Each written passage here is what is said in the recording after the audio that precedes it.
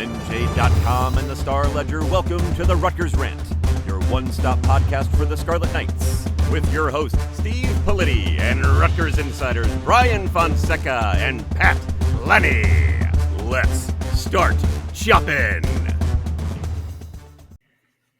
All right, everybody, welcome back to the Rutgers Rant. Politti here.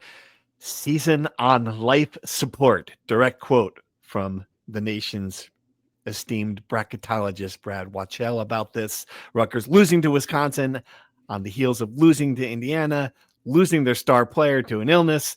Lots of losing, guys. It's grim. I don't really know how to sugarcoat it anymore, right? I mean, this is a team that, you saw some good things against Wisconsin, but we're past that point.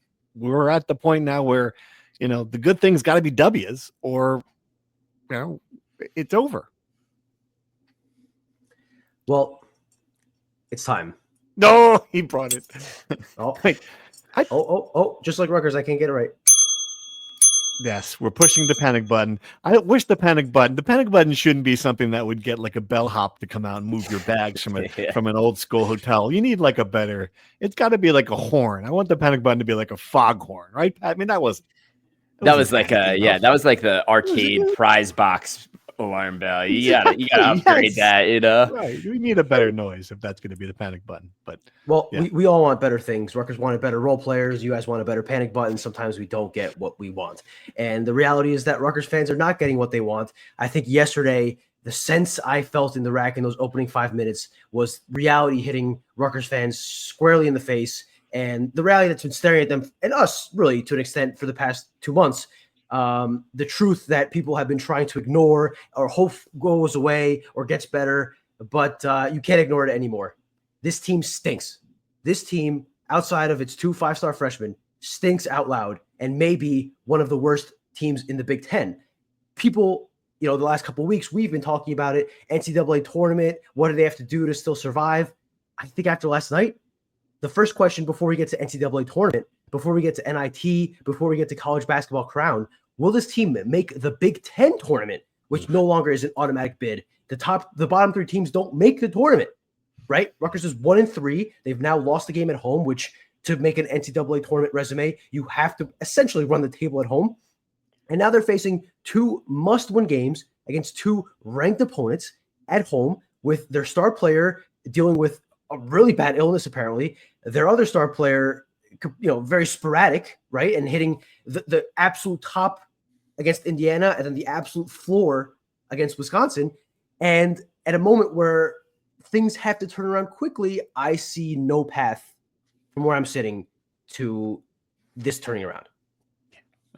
Pat, I think Steve Pikiell's seeing it a little bit too, right? Like, and when I think about those first 5 minutes of that game, the one thing I expected was Rutgers was going to come out and punch Wisconsin. Like, all right, this is it. This is our season. Yeah. Instead, it was the worst effort that I'd seen from I was just stunned. And I get it that Dylan Harper's sick. He can't run up and down the court. Okay. Well, after 2 possessions of that, you should have put him on the bench and said, okay, he can't play. The rest of them seemed low energy.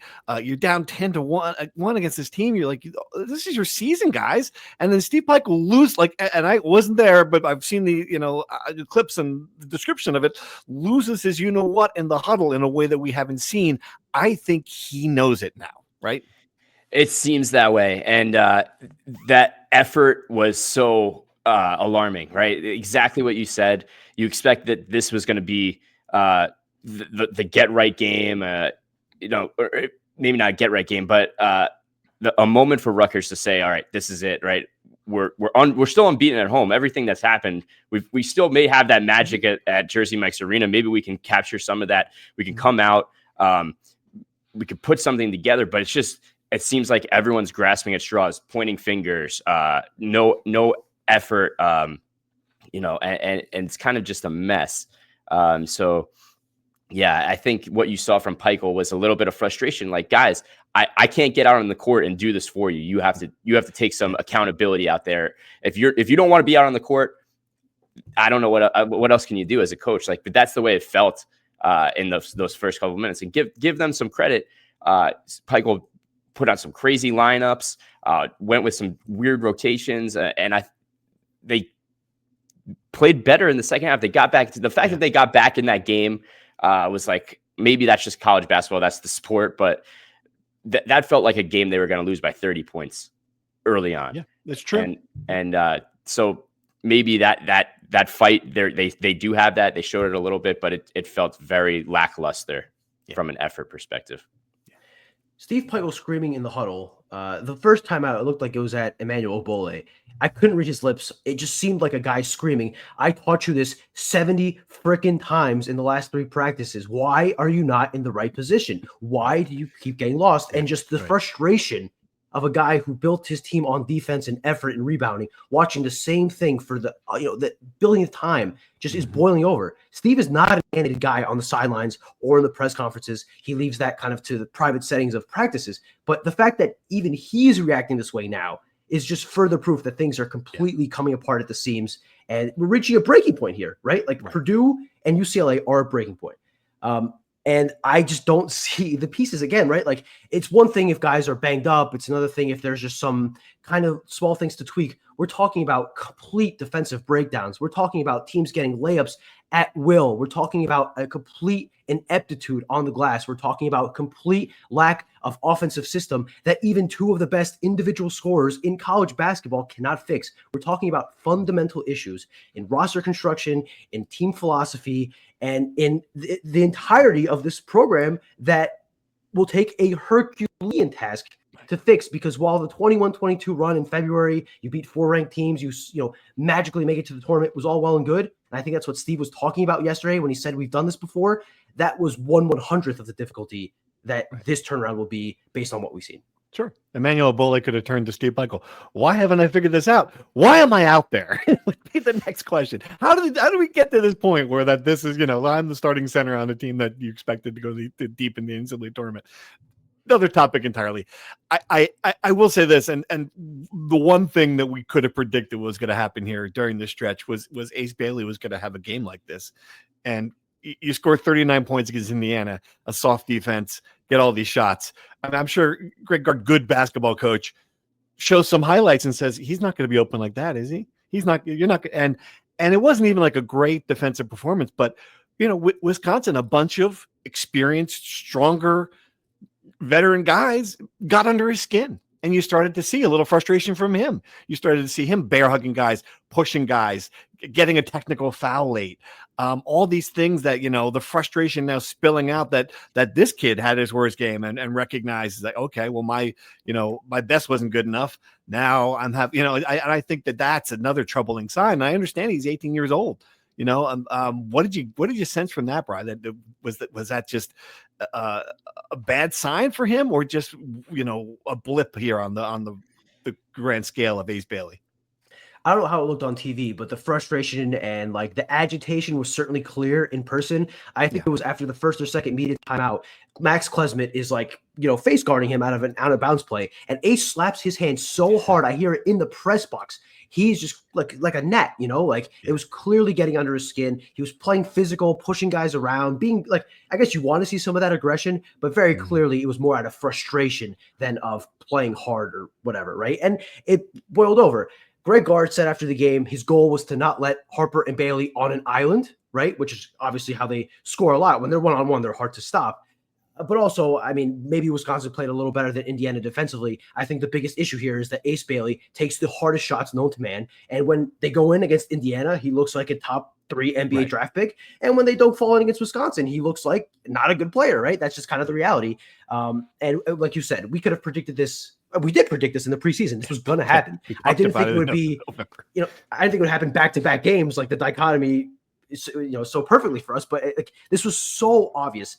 And I think the Rutgers just has some tough luck in that Ace Bailey had his worst game as a Scarlet Knight when they finally get somebody off the bench to do something. Tyson Acuff finally shows up and has a big game. Dylan Grant finally goes on the floor for the first time in 5 games and shows a little bit of life. Right. And they still can't take advantage of it because Ace Bailey can't score and Dylan Harper is sick as a dog. Yeah. Just some bad luck for Rutgers, but you kind of make your own luck in these ways too. Pat, do you take something away from that? The fact that at least if you're still out there looking at the sky of the dark clouds, that there's this one little silver lining that, okay, maybe they do have a third scorer. Tyson Acuff was really good. Then he He had broken was. foot early on. He was very good. But that shouldn't be a January 7th emergence, right? Like What are we doing? that's crazy. Yeah. The fact that like they can't figure out who the 5 best people. What's the best Rutgers lineup? I don't know. They're still you have no, like, we have no idea. That's not good. And that's maybe a bigger fundamental issue of this. Probably like Dirk Hack was great at the beginning, right? And now he's kind of is lost. Martini's completely lost. He was good at the beginning, right? Like it can't just be okay, this isn't working. Let's try this. Let's find this new person. Like, where's the consistency? And I think that's maybe a huge issue. But if you're looking for the silver lining, I thought about this after last night. Like, it seemed that when Rutgers plays its best, obviously it's always running through Dylan Harper, and he's the guy that's gonna facilitate and orchestrate and lead the way. And when with him just not being himself, that kind of takes away the best team. The like, he's the core, he's the keystone of it all. And when you don't have that, it kind of that's why you get all this sporadic play, and it's just not working. So if you're looking for a silver lining, maybe it's that he'll get back into form and in time for these 2 huge games. Really quickly on the rotation, right? It's a good sign that Tyson Acuff and Dylan Grant had these big games. I think it's really, a little high hopes to just expect them to continue to play this well in the next few games. And this isn't just a one-off, because like Pat said, we've seen Zach Martini have good games. We've seen Jordan Durkak have good games. We've seen Jeremiah Williams, who was this huge spark plug for them last year and just has been a complete downgrade from last year, this year, right? He's playing out of control on both ends and just is really, really, really pressing and can't find anything. And he's had good games too, right? So the discussion after all these games is always like, Steve has to change the rotations. He has to move something. He has to add new players. Guys, these people aren't showing up. The Toon Squad isn't showing up. Caleb McConnell isn't walking through that door. Mawat Mag, Cliff Omori, Eugene Omori. These guys are not walking through the door. This is the team that it has. And the truth is, there are 2 really, really good freshmen that are consistent for the most part. Ace Bailey, stinker aside yesterday, consistent for the most part. And then everyone else, you're kind of just praying somebody else has a good game. And the hope would be that Tyson Acuff is the latest hope of a guy you say, maybe he's put it all together. I would start him if I was Steve Peichel, and I would start Somerville and end this sham of Obole starting 4 minutes, playing 4 minutes. Totally agree. He finally didn't start him to start the second half and put Somerville in the beginning. Just give Somerville a start. We all know he's the better center. Everyone and their mother can notice that after 5 minutes of watching the team. Just put him in the starting lineup. The symbolic stuff is complete nonsense, especially, as Pat said, on January 7th. It's life or death. Forget about these guys' feelings. Just to start the freshman, he's much better. All right. So going forward, and I'm going to take it one step further. You said early on that UCLA, Purdue are absolutely must wins. I think just keep going. So is at Nebraska. So is at Penn State. Like, you're now looking at it where you got to get some of these road wins. You've got to make up for what happened earlier. You've got to check some boxes on a resume. And that's what makes this so impossible, like so hard to imagine. Impossible. I'm not ready to go impossible. What makes it hard to imagine is, the number of wins. You're going to have to get 11 wins in these next, 16, 17 games. You got to win some. You got to start winning them on the road. And this has got to be, the winning streak's got to start now. And not knowing how Dylan Harper feels, if he's still sick. I mean, he lost 12 pounds apparently. Like, he's not. This is a serious flu bug that he's gotten. It is just really hard to see it. Tell me this: do you see, when these 2 teams coming in here, is there something that gives you any hope, Brian, that they're going to win these 2 games? No, I mean, I don't. I mean, do you think the only hope is that it's the rack? The crowd gets super into it. The referees clam up. Wisconsin had 6 free throws yesterday. 6. I know. That's why they're sitting right there, beatable for that reason. They didn't shoot well. They didn't play well. It wasn't a great game for them. Yeah. I mean, they had a good game. My point with the 6 free throws is that you got to have the, like Greg Gard said, he's going to watch the film back and make sure they really weren't fouled, right? Like, that is the benefit of playing at home, is that the number 1 free throw shooting team in the country has 6 free throws, and you still couldn't hold them to less than 75 points, right? Mm-hmm. Like, that's you got to hope that the crowd gets into it. The officials swallow their whistle like you've never seen before at the rack, which it happens. It does happen at the rack. It's part of the reason why playing at home is advantageous. Mhm. You got to hope it goes to a whole nother level. You have to hope that Dylan Harper finds the cure to the flu and injects it into him immediately and he gets back to his normal self. You have to hope Ace Bailey scores 40 points again. And you have to hope the role players show up offensively. And you have to hope that suddenly Rutgers figures out how to play defense in the 16th game of the season. Some combination of all those things. I'm being a little pessimistic. Can they win one of these games? Yes. Can they win 11 of their last 15 or 16 games after going 8-7 in the first 15 against, when 4 or 5 of those wins are against Monmouth and St. Peter's and Merrimack? I mean, you're asking a lot. You're asking for a monumental, radical shift from what we've seen. And I think that's just false hope, really. Yeah. All right. I want to go to the questions. We got a lot of good questions on the Discord, which is rallying. By the way, the Discord, people love when we talk about the Discord. I don't know why. I've gotten good. Talk more about the Discord. Really? Do you really need to talk about it? Anyway, Discord's been, I don't know what happened. It just seems like it's been a happier place. Not a happier place, but just a less aggressive place. Some good questions on the Discord. And let's do the basketball ones. We've got talent versus coaching is one that comes up a lot. Did Pike and staff widely miss the mark with the recruited role players, or is this a glaring coaching problem? I have a strong opinion. I think it's missing. I think it's the pieces. And I just don't. And I don't know how they scouted some of these guys. I don't know what they saw. That made them think they would be regular Big Ten contributors. Maybe they're playing below what even their top level would be, but their top level to me wouldn't be Big Ten contributors. And I don't have to name them. You've watched the game. When they check into the game, you're like, it's just there's a couple of guys in this roster who aren't there yet. Maybe Tyson Acuff wasn't there earlier because of the injury. That's not fair to certainly look like he look a higher level. But yeah, I mean that's for me. Do you guys agree that it is talent versus coaching? Yeah, I think the roles that they were all brought in to do, and we said, okay, we can check this box because this person shoots the 3 ball pretty well.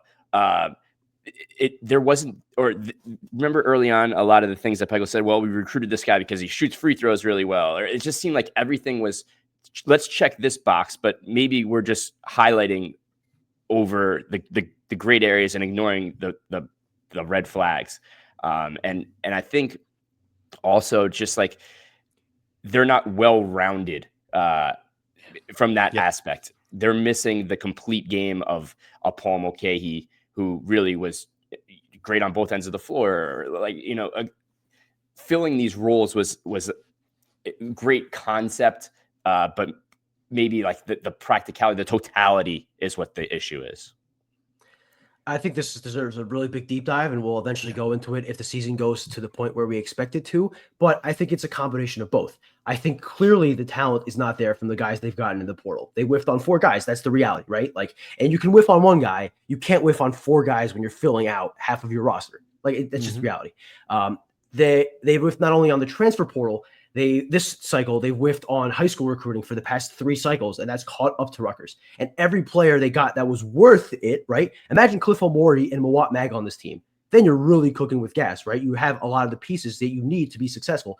Those guys are gone. There are other recruits you gotten in high school just did not pan out, right? Over the last 3 cycles. And when you're a program that is going to be good by developing guys, they haven't had talented players to develop because they haven't recruited well.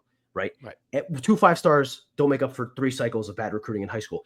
And some of it is coaching, right? Like the same offensive issues that have plagued this coaching staff since they came here continue to be apparent, despite the fact they have 2 5-star freshmen. They play isolation ball way too much. They have 2 really good 3-point shooters, and they don't set them up for success with off-ball movement and screening and getting them open looks. That people have said that ad nauseum, and it's the truth. That was the truth for years. Right. And what I think I try to rationalize it as saying they don't have the talented shooters to make that work. I thought when they had these 2 guys, they would be able to get creative and do it. Clearly, they have not. So I think it's a combination of both. But the buck stops with the coaching staff who recruit these players and put them in position. And I think clearly, at least thus far, I don't know what's going to happen in the future, but clearly they've failed them thus far, failed them miserably. And that's why they're in the position that they are in. More questions on those lines, and it's about it's a good comment. Pike's eye for talent has a cataract. from Row on the Discord. I don't want to hear about Ace and Dylan. Everyone knew those guys were talented. But if you look at overall in the portal, there's not really a question there. But yeah, it just seems like we're grabbing guys. Like that's how I describe it. And I thought that he made that mistake last year, where you went out and you got Fernandez and it was okay. You can chalk it up to too late transfers. Cam Spencer leaving late, Paul McKay leaving late. You had to grab guys, like you just adding guys to the roster.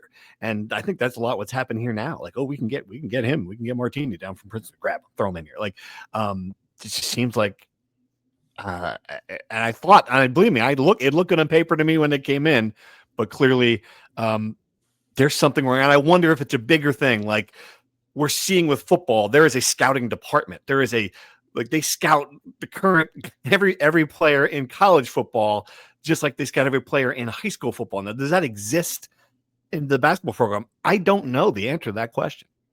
I don't know. In the Rutgers basketball program, yeah. I don't believe so. Are they scouting other basketball programs? I don't know. Like, Duke has a GM. I know. I'm sure some of these top programs do have more resources.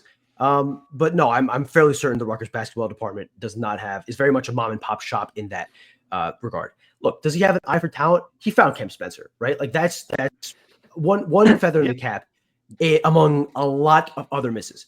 To be fair, and I think it's important noting, the NIL was lacking, right? That he did not have a lot of resources like a lot of other teams. But that being said, they clearly did not maximize the NIL they did have, because there are a lot of talented guys, diamonds in the rough, that they could have hit with limited NIL that can emerge and be quality high major players. It happens all over the country, right? And clearly you had 4 spots, you added 4 transfers, and not one has really exceeded what you would expect. And some of them haven't even met the bare minimum of what you would expect. So I don't know if his eye for talent, that's hard to tell. That's more of a blue blood program who can get a pick of the litter, right? That's more of an eye for talent thing. Clearly they have not hit on the money ball. I think Kevin Sweeney from Sports Illustrated nailed it, right? Rutgers had to money ball the rest of its roster, and they just failed spectacularly in that regard. I do want to be clear on this. Like, it's not what we say they did the NIL situation. They had some money. And I like people, they didn't have any money. No, that's not true. Like, and I've made a lot of phone calls about this. I don't know what the number is. I don't know where it compares. It's probably in the lower half. It's not SEC. It's not Alabama. I get that. But there weren't, like the image of the guy from the Monopoly board or whatever, the pockets turned out, or, like, it's not Monopoly board. Is that right, Pat? I don't know. Anyway, you see what I'm saying? Yes. Yeah. All right. But they didn't have elite starting center money, I guess is my point. True. But did they need elite starting center, or did they need just one? Did they need just a quality center? Do you understand what I'm saying? Like, yes, they did. Yes. Do they need 4 transfers, or could they have gotten 2 really good transfers? Yes, I agree. I understand what you're saying. Yeah. I'm not excusing them. I'm just trying to put some context here so people don't say we're unfair. Right. Okay. All right. We let's go into more questions. This is from old friend Dave White. But how does a season like this affect recruiting? Dylan and Ace are, for the most part, playing so well, living up to the hype, but the record isn't there. Do recruits look more at player performance or overall records in recruiting? It's a great question. Yeah, I think what we lose the string of it. I think they look for playing time. Like, am I going to get the ball? Like, that's a big thing. That they look for, am I going to get the bag? That's a big thing. Those 2 things, right? I don't know. Are they looking like, am I going to win a national championship? I don't know where that stacks up. It must be important. But I will say this, like, if you are around, like, these guys don't make these decisions alone. If you're a handler, and I hate that word, but if you're a mom or a dad or a coach or an advisor, we'll talk about advisors in a minute in the next question. But if you're someone around these people, these players, these talented players, they've all got this, you think, you certainly are looking at this. And you are thinking, if you've got a guy who is bound for, you are thinking like, wait a minute, we've got other options. If Rutgers can't deliver with Ace Bailey and Dylan Harper, my guy over here isn't on that level. I'm just being honest. There's no question that's going to be a problem. Yeah, it's a huge detriment. There's no question, because you got the 2 biggest recruits in the country, and still, right. But maybe that's, you had to get the foundation. And they got them. Rutgers got those two guys. However, it happened. They arrived, right? And that was a big deal. How they learn from it, I think, is a bigger deal, right? Like, and maybe that will lead into the next question a little bit too.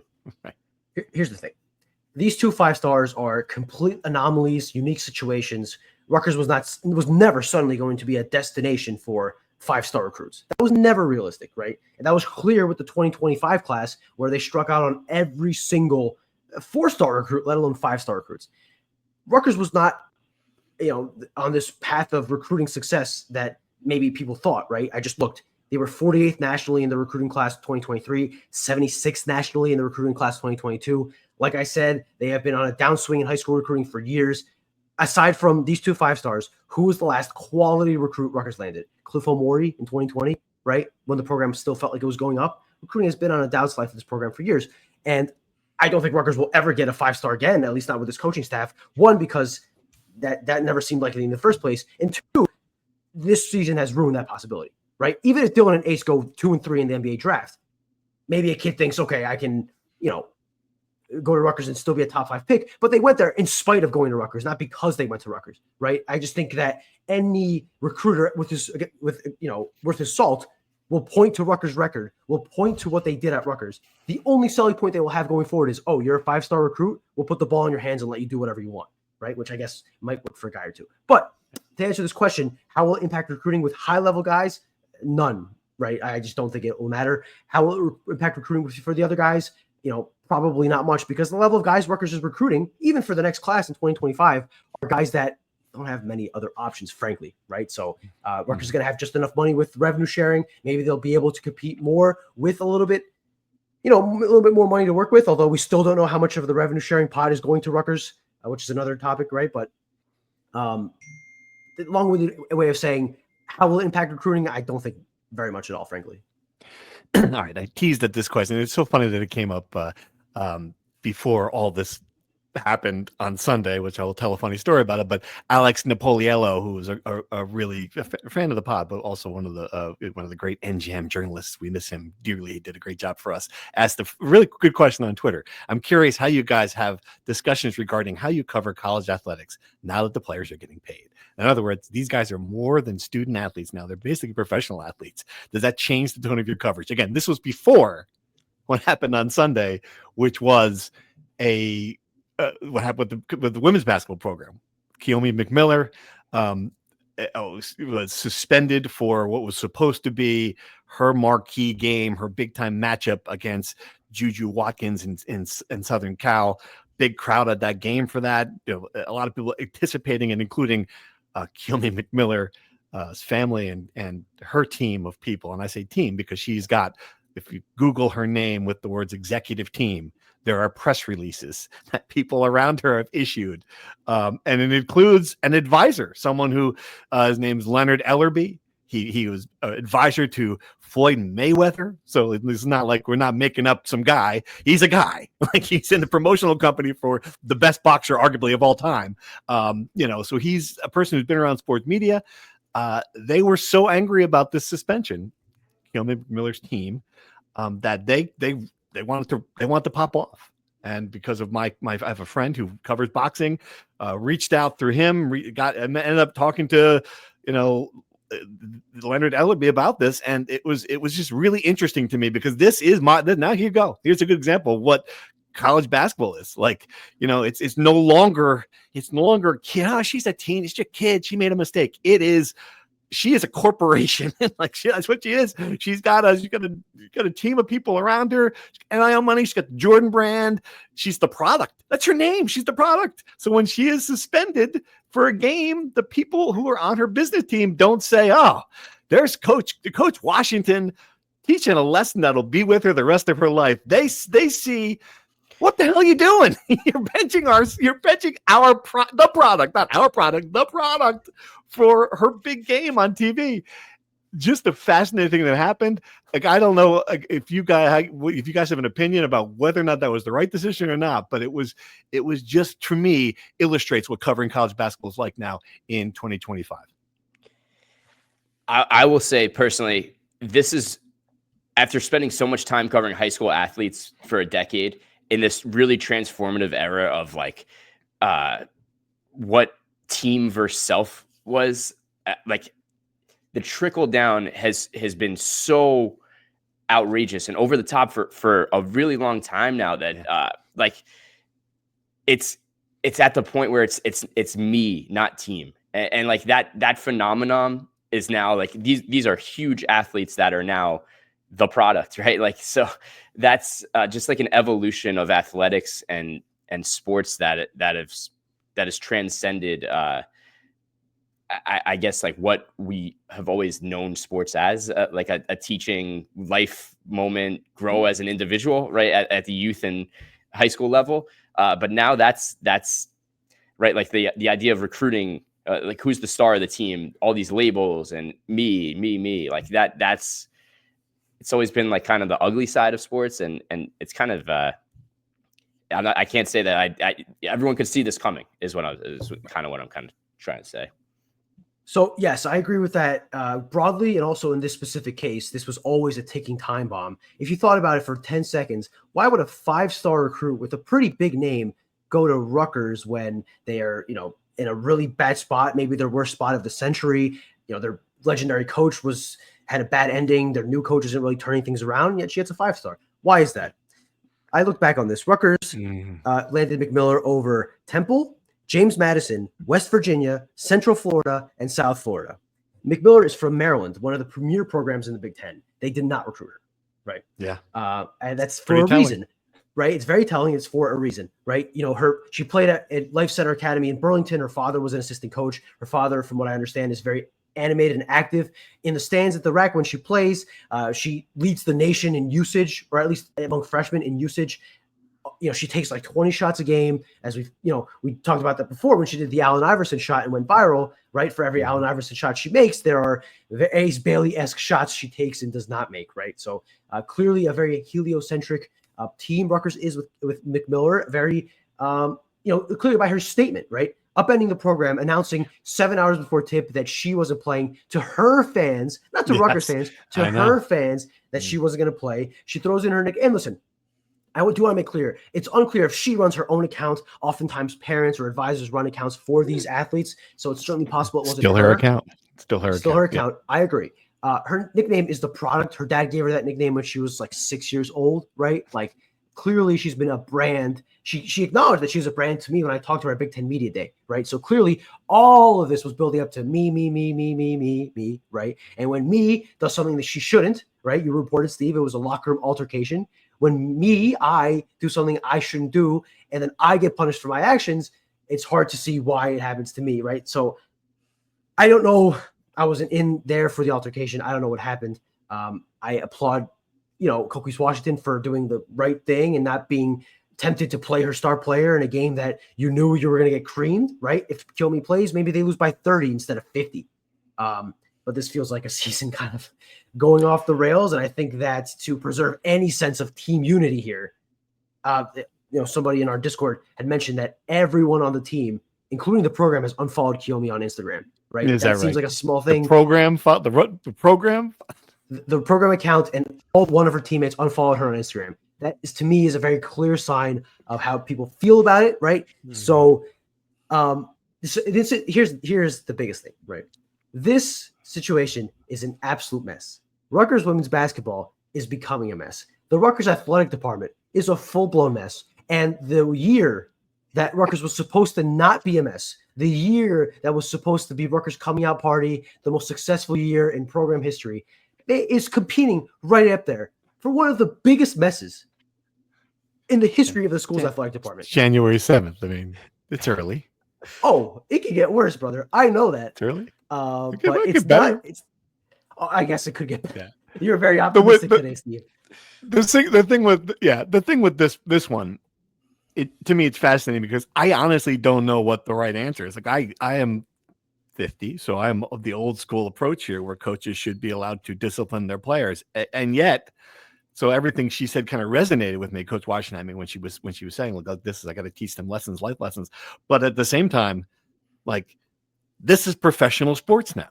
I mean, maybe not yet to that level at women's basketball, but it's going to be. They're going to get some amount of money from this, 20.5 million. I've heard different, different thoughts on what that's going to be, but it's not going to be zero. It's going to be some amount of money to pay their athletes. You're paying your athletes now. You are a professional team. Are we done? Are we done with that? Are we to the point now where college sports becomes, that you're suspending without pay? There's so many things, right? Like if this happened with the Giants, and that was the weird part about the phone call, because there was a moment I'm like, I'm not going to quote this guy about this. Who the hell is this? But then you think about it, I'm like, oh, why would I? If this were Daniel Jones's agent or advisor who called me wanting to rip the Giants, I couldn't type fast enough, and that's what it is now. It's the same thing. So how is it going to change what we watch, how we cover it, how we enjoy it? It's going to be unrecognizable soon. It already is. So that's what I was going to say. It's happened slowly, and that integration of the publicity and every player has. Is a star. Every player is a star. Every person, has this and that, and that's just not the reality of the situation, right? Like the transfer thing is out of control, and I get, people on the move to better their situation. I totally understand that it's all good and well, but it's like everyone can't be a superstar. Is my grander point. Like there used to just be a time where, right, like everyone did their job, right, and that's the way it is. But now it's right. Every single person is destined for the bright lights, the greatest things, and the spotlight is so right. When Brian, when you wrote Dylan and Ace Inc., right, like that exists because of all these opportunities and endorsements, right? Like, but that's the problem. Like these kids in 7th, 8th grade see these things and they think that's them. But right, like that's the bigger issue at heart here. The 7th and 8th grade and their parents to be and their parents, that part. Sure. Yeah, and listen, this is not a college sports issue exclusively. This is a society issue at large. Sure. Kids want to be influencers and YouTubers now. They don't want to be plumbers and firemen and all that nonsense that we've been talking about for the past decade. And clearly it's a issue bigger than basketball. But yeah, listen, clearly it's an issue if you don't control it, right? Like this has been happening for years, even before NIL. Like Lonzo Ball's father was on, First Take every morning, like ripping Stephen A and saying he's better than Michael Jordan, right? Like, and that was before NIL. Right. It only didn't matter because Lonzo Ball was one of the best players in college basketball and led them to an Elite Eight, right? Like if they stunk, then we'd be talking about them the same way we're talking about them now.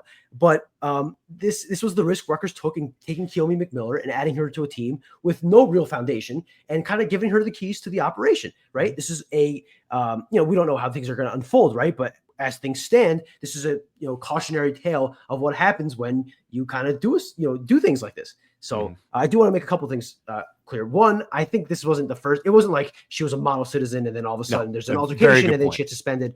This was kind of building up after multiple cases, right? I don't think she played the last 15 minutes of her game against Maryland on the road in her home state, right? And that just doesn't happen because she wasn't hurt, right? It was anyway. The point being, like, this wasn't the first thing. And two, not to make an equivalence because it's not. Probably it's impossible to compare situations, right? But let's say, for example, Dylan Harper or Ace Bailey had a locker room altercation with a teammate, right? I think Steve Peichel would be nuts if he didn't suspend them for a game, right? So I think that's how I judge what Coquise did. I don't care if it's against Juju Watkins. It's not like, from my understanding, right? I don't think this altercation happened a month ago and Coquise waited a month for this exact moment to do it. I think it happened recently and it just happened to be the next game on the schedule. I don't know that for a fact. My point is, like, I don't think it's an outrageous thing to suspend her. It felt like it's been bubbling for a while. This is the ultimate conclusion it was going to hit at some point. And now you're at a crossroads where, her father's telling On3 that we don't plan to transfer at this moment, as though that was an option. This moment. Yeah. Right. And I don't know, we'll see tomorrow if she travels with the team and plays at Minnesota. We'll see what Coquise Washington says. The program is keeping it internal, which they're not really doing a great job of, considering all the stories we've written in the past 48 hours about this.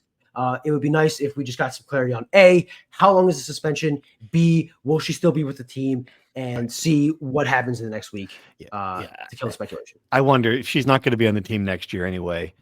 I'd be shocked. You're going to lose. Oh, forget it. No chance. you're going to lose 15 games anyway in the Big Ten. I mean, like, there's a certain point where you're like, why not cut her loose? And I understand what that brings. Then suddenly you've lost your leading scorer if you're Cookies Washington in January in back-to-back years, and I can't think of her name, but she's flourishing at Maryland now. The girl that they Kayleen Smichael. Thank you. So I mean, that's just a bad sign for the program. I think there's just a lot of bad signs though for her program right now. I mean, she's in year 3, not going to get fired here. There's no one to fire her. Hey, party! There's no. The great thing about not having a president or a permanent athletic director is people will not get fired. But coming to next year, I mean, you're in your 4th year. You've got to win, and there's no sign you're going to win.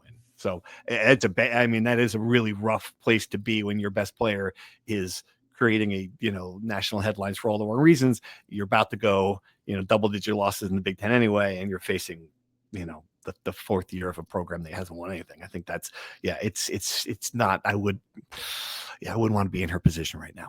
Yeah.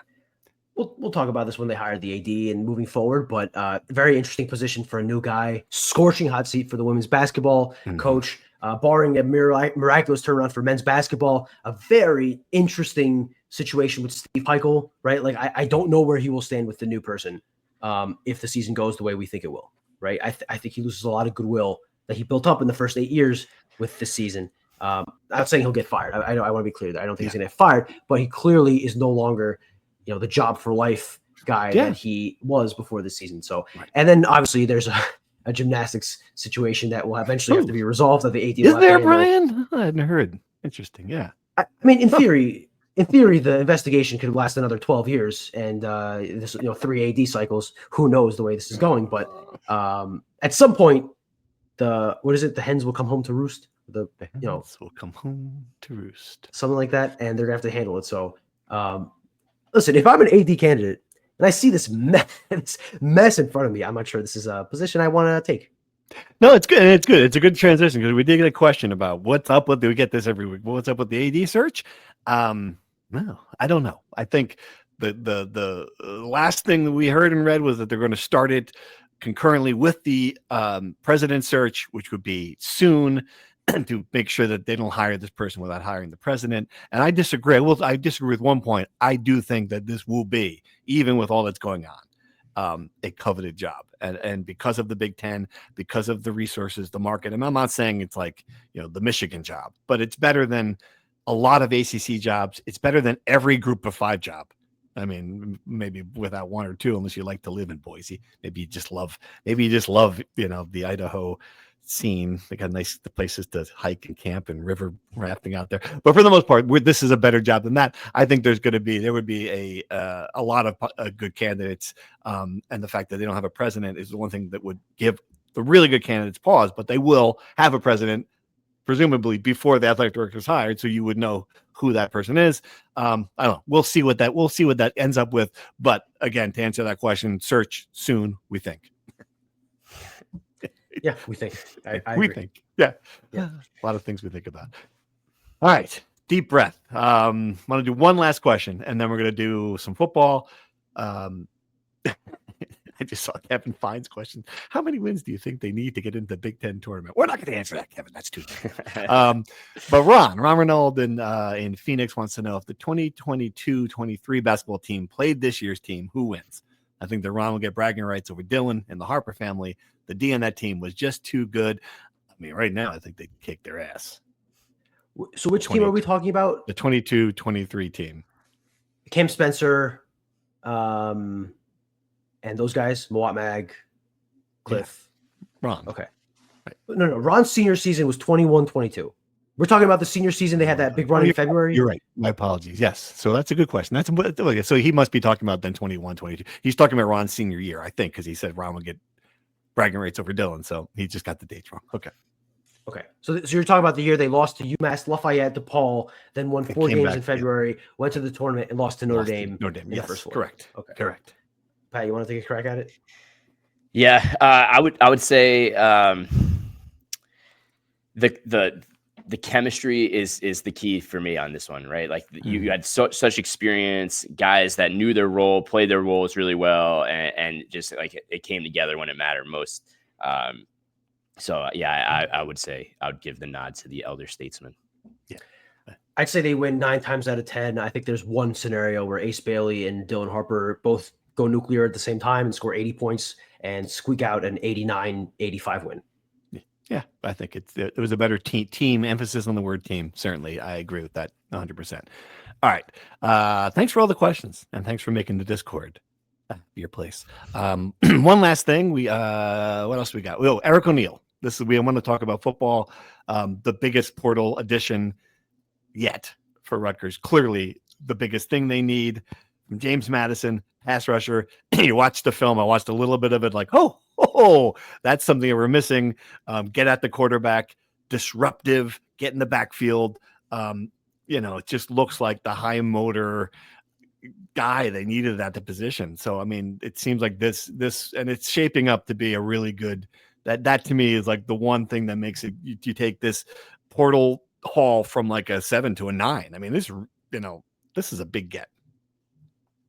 He's the film is incredible. The production, I think he had 13 sacks last season, right? That's one of the biggest issues of the Rutgers defense was, well, they're not causing havoc. They're not pressuring the quarterback. This is a guy that checks that box and can do it, has that motor. We'll see. The jump in competition, of course, is always a question mark, but the personality was big too. I don't know if you saw the clip of him doing the arrow, bow and arrow. We're going to beat that out of him, Pat. He's going to get here. I would love to see the brain matter of Greg Schiano's head explode if he did that after a sack at SHI. But so that comes back to our previous, here's a team that's built from the top down and that understands values and like plays for each other, right? Like has all the foundation set in football, right? Like that's the kind of like the thing that you want. We poke fun at it, but like at the end of the day, like that stability is built from the top down. And just want to point that out. Eric O'Neill's going to go from this to this. Yeah, that's true. It's close, right? It's the same job because you can combine the two of them: the shooting to the chop, the arrow to the chop. I don't know. Yeah, we shouldn't do this, Steve. We should not do that. You're mixing signals here. If Eric O'Neill does one of these, I think a lot of people will be offended in the stands. Yeah. People who are watching this live, we just did a nasty gesture on the YouTube. If you're Italian, that means I love Italian. you. So this is the first stud Rutgers has gotten in the portal, certainly this cycle, maybe ever, right? Like they've gotten really good plug and play guys. DT Sheffield is going to be another great version of Dymir Miller where you get the number one receiver. They've got CJ Campbell at the backfield who will be an adequate replacement for Kyle Monungai. This is a potential game-changing player if he can even have half his production that he had at James Madison. 13.5 sacks, 4th nationally. Rutgers hasn't had a guy with 5 sacks since Julian Penix-Audric, the current radio color commentator in 2016, which was one of the worst seasons in recent program history, right? They haven't had a double-digit sack guy since 2005. I believe that stat is right? Wow. So this is a guy who could completely transform one of the biggest issues this program has had in years.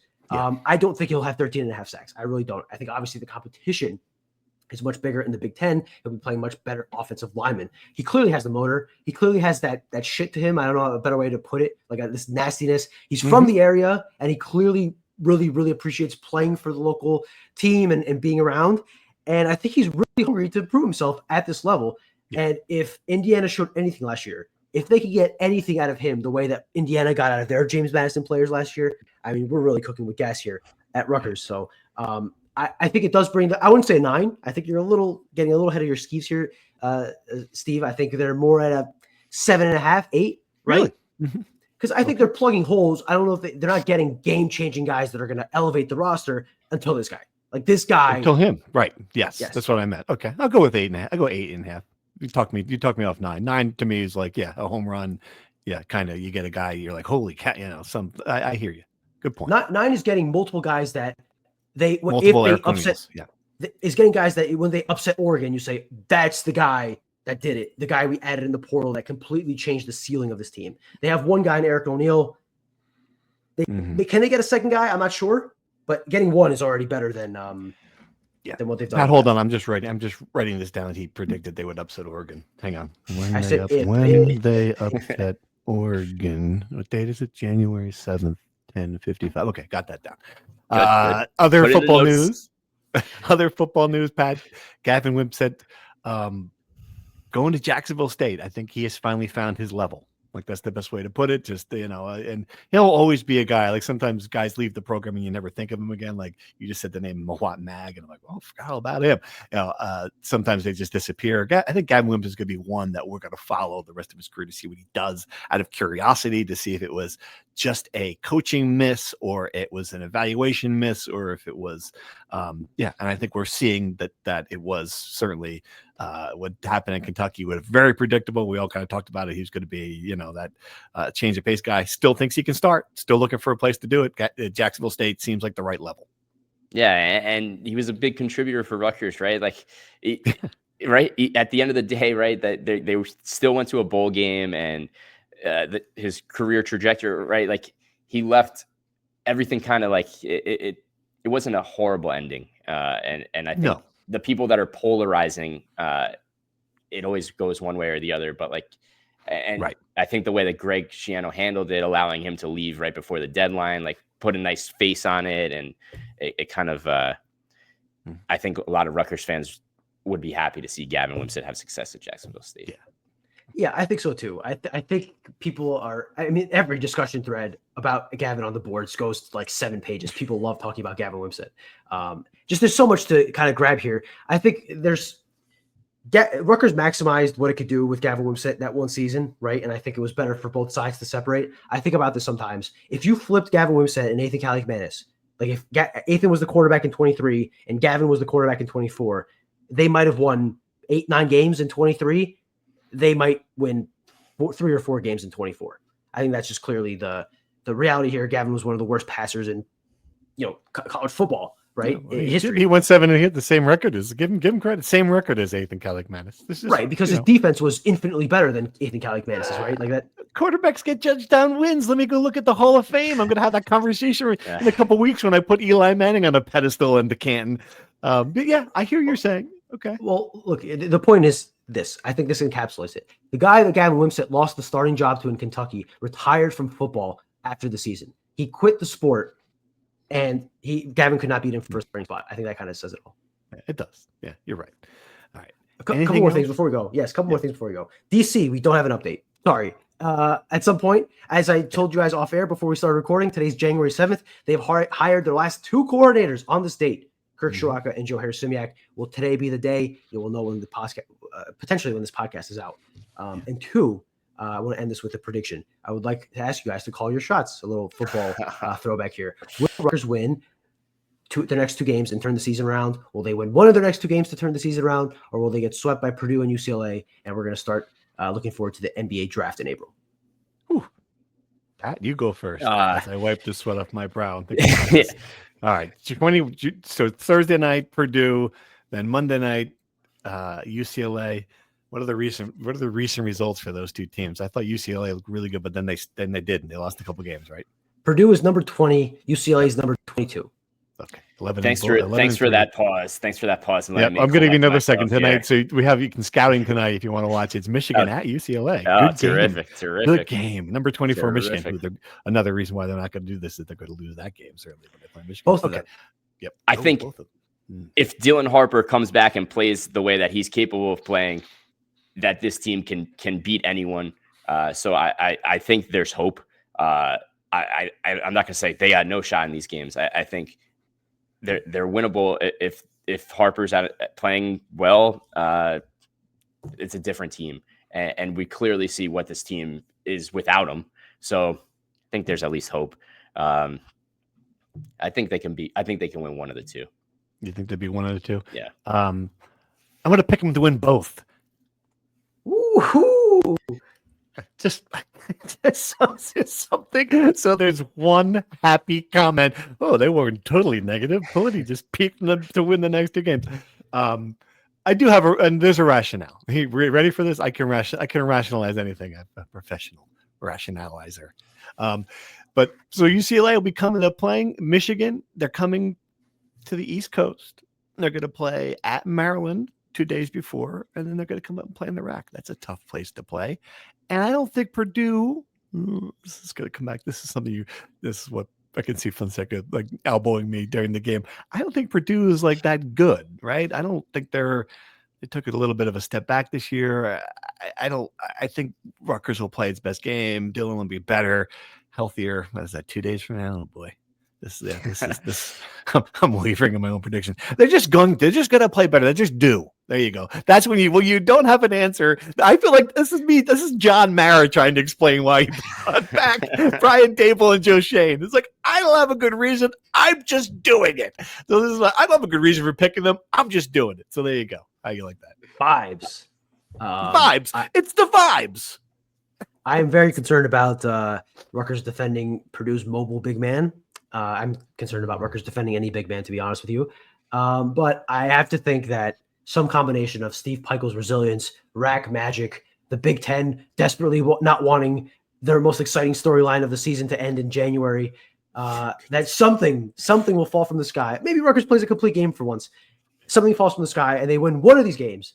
I have learned my lesson in predicting UCLA's downfall in the East Coast swing. I learned that lesson in football when I thought that a noon kickoff would be the demise. Right. I will learn that lesson with basketball. I think Mick Cronin is an East Coast guy. He knows how to work the clocks around here. So I guess they'll beat Purdue. They have Purdue's number, and I guess just to end it on this with Purdue coming up, the Big Ten Network posted Ron Harper Jr.'s half-court game winner against Purdue again last night. This is going to be the Louisville football win of the basketball program. I am already so sick of seeing the clip in the celebration. It's been 4 years or 3 years, and I just cannot watch it anymore. I am tired of it. Please, let's watch something else. Or give me something else, because too soon. Give me more. More of it. Can't see it enough. If we're 15 years from now and we're still watching that clip, then you really know that we're in dire straits here with the basketball program. But just if it's 15 years from now, and I'm talking to you about it, you know my life was in dire straits. That's how I'm going to end this podcast. I'll see the two of you, or maybe one of you, at the rack. We'll be back next week to see if our prediction was right. Thanks for listening. Bye-bye. Thank you for listening to the Rutgers Rant. To participate in the conversation and receive live updates about the Scarlet Knights directly to your phone, sign up at nj.com/insider.